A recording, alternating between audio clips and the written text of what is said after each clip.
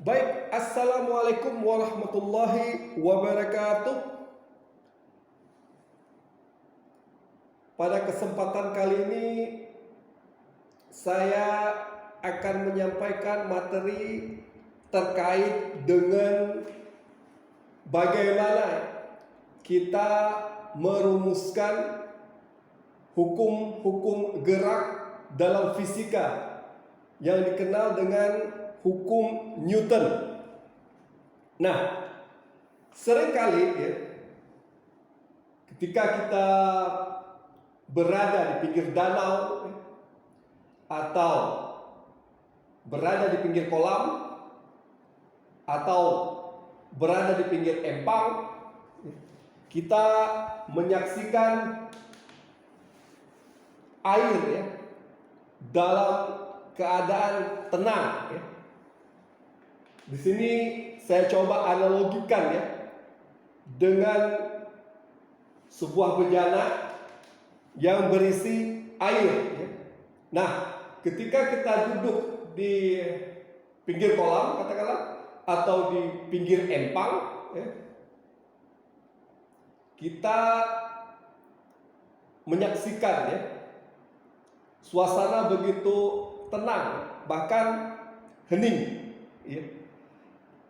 Nah, ketika kemudian tiba-tiba kita terfikir ya untuk melakukan sebuah percobaan fisika katakanlah ya, di mana dalam sebuah kolam katakanlah atau ketika kita sedang duduk-duduk di pinggir danau yang tenang, yang damai ya, kemudian kita lakukan percobaan kecil-kecilan ya, di mana kemudian kita coba meletakkan ya, perahu kertas ya, di atas permukaan air. Di sini saya coba analogikan ya, kita meletakkan perahu kertas ya di atas permukaan air. Nah, ada dua perahu kertas ya yang saya letakkan di atas permukaan air di sebuah bejana ya. Nah, Anda dapat memperhatikan ya bagaimana katakanlah ya, perahu kertas dalam hal ini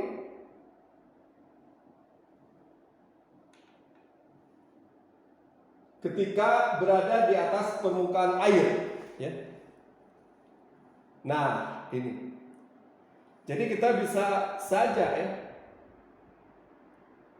berasumsi bahwa wah, perahu kertas kita ini ada dua buah perahu kertas di sini tidak bergerak ya. Nah, tentu kita berpikir kenapa ya perahu kertas kita tidak bergerak ya. Kendati kita memiliki dua perahu kertas yang kita letakkan di bejana ya, yang berisi air ya, di atas permukaan bejana yang berisi air. Nah, kemudian muncul ide kita bagaimana caranya ya, perahu kertas ini dapat bergerak.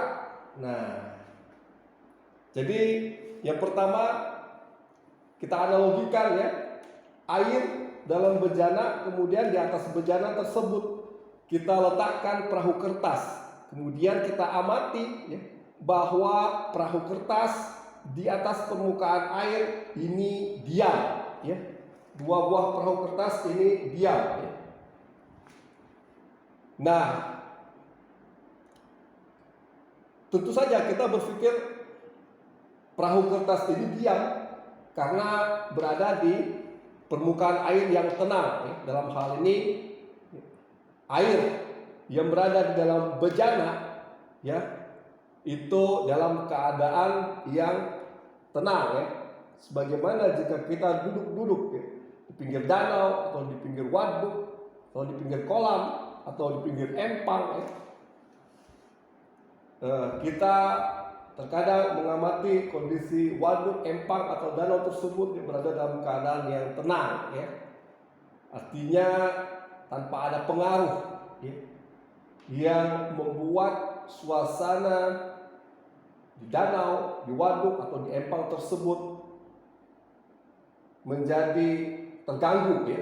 Nah, jadi di sini kita perhatikan perahu kertas berada dalam keadaan yang diam, ya. Nah, perahu tersebut akan bergerak jika kita usik, ya. Jadi jika kita ganggu, ya, perahu kertas ini akan bergerak, ya. Nah, artinya dalam fisika, ya, perahu tersebut akan bergerak jika diberikan gaya, ya. Nah, jika kita berikan gaya, perahu kertas tersebut akan bergerak, ya. Nah,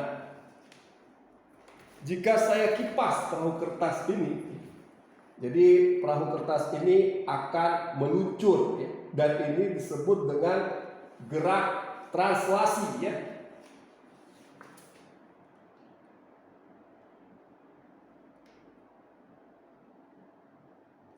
Jadi perahu kertas akan bergerak translasi jika ada gaya yang bekerja pada kertas tersebut, ya.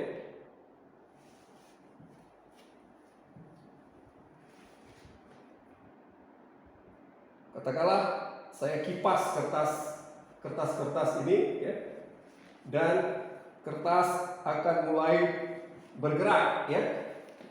Nah, saya ingin agar, ya, perahu-perahu tersebut bergerak secara konstan, ya. Nah, bagaimana caranya? Saya ingin perahu-perahu ini bergerak secara konstan. Tentu kita beri gaya, katakanlah melalui angin.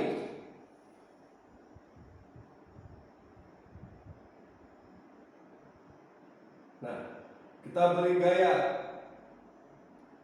dengan kecepatan konstan, ya, perahu akan bergerak, ya, dengan kecepatan konstan, ya. Nah, perahu akan bergerak dengan kecepatan konstan jika kita beri, katakanlah dalam hal ini angin, ya, yang bisa kita artikan sebagai gaya-gaya yang bekerja terhadap perahu kertas tersebut sehingga perahu kertas tersebut dapat berlayar, ya. Nah, tentu saja, ya, ketika perahu-perahu kertas tersebut bergerak, ya, dia tidak bergerak dengan kecepatan konstan, namun juga dia dapat bergerak, ya, dengan perubahan kecepatan. Nah, ini yang kita sebut dengan akselerasi, ya. Jadi ketika dia bergerak dengan kecepatan yang berubah-ubah, ya, berarti perahu kertas tersebut mengalami akselerasi, ya. Dan dari sini dapat, ya, kita simpulkan bahwa yang pertama tadi, ya, jika keadaan tenang, ya, kapal atau perahu kertas tersebut cenderung berada dalam keadaan diam hingga kita berikan gaya-gaya yang bekerja terhadap perahu kertas tersebut, ya. Dapat berupa, ya, saya ganggu atau menggunakan kipas angin, ya, yang saya arahkan ke kapal tersebut sehingga kapal dapat bergerak dengan kecepatan konstan. Jika kecepatan anginnya saya atur, ya, sehingga kapal dapat bergerak, ya, dengan mengalami perubahan kecepatan. Artinya kapal mengalami akselerasi, ya, jika saya ubah-ubah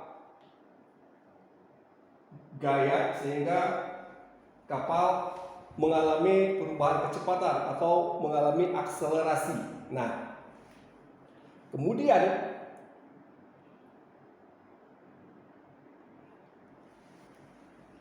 perahu-perahu kertas ini ya, jika saya beri gaya ya, ya, kemudian ya dia akan berhenti ya ketika mengenai pembatas ya. Jadi kapal-kapal atau perahu-perahu kertas ini akan berhenti jika mengenai pembatas ya. Dan sebelum mengenai pembatas kita dapat mengamati di sini ya. Jika kita beri gaya kecil ya, tentu kapal ya, butuh waktu untuk mencapai pembatas. Sementara jika kita beri gaya yang besar ya,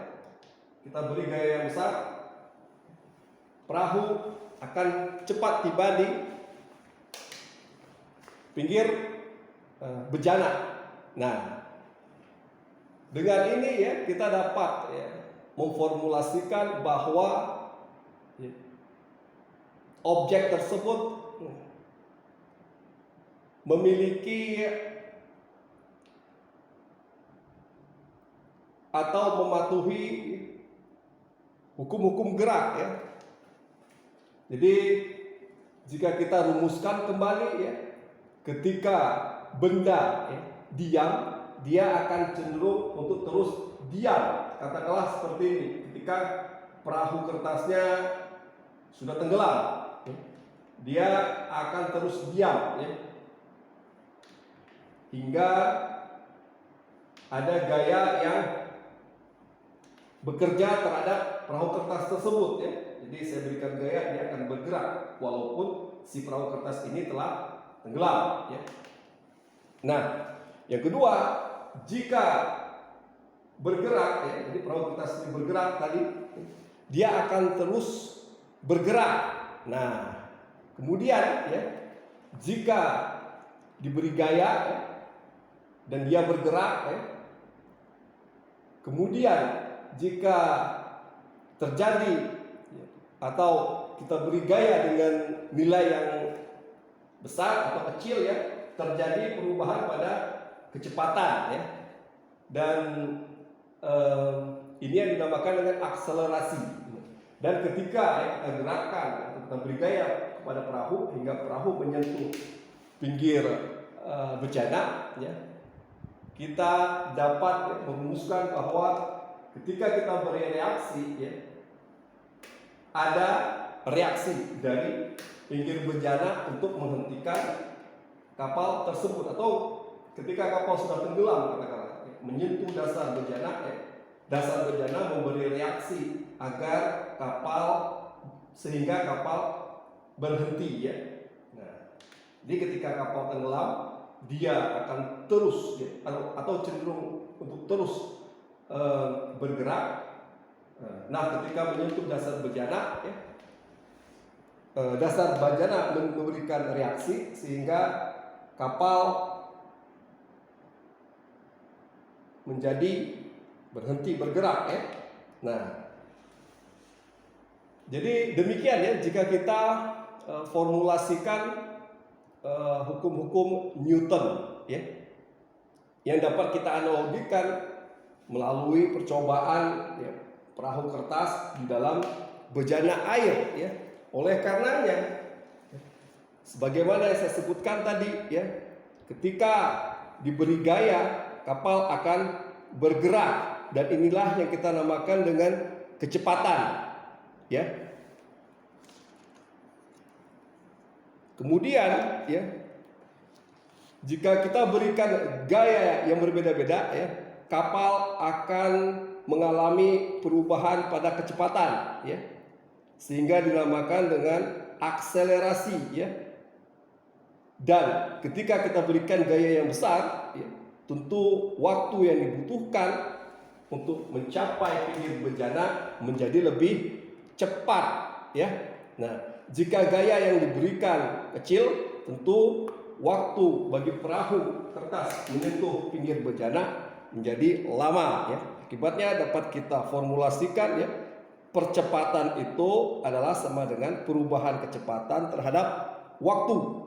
Nah, dari sini ya, kemudian kita formulasikan menjadi ya, gaya itu sama dengan massa dikali percepatan ya.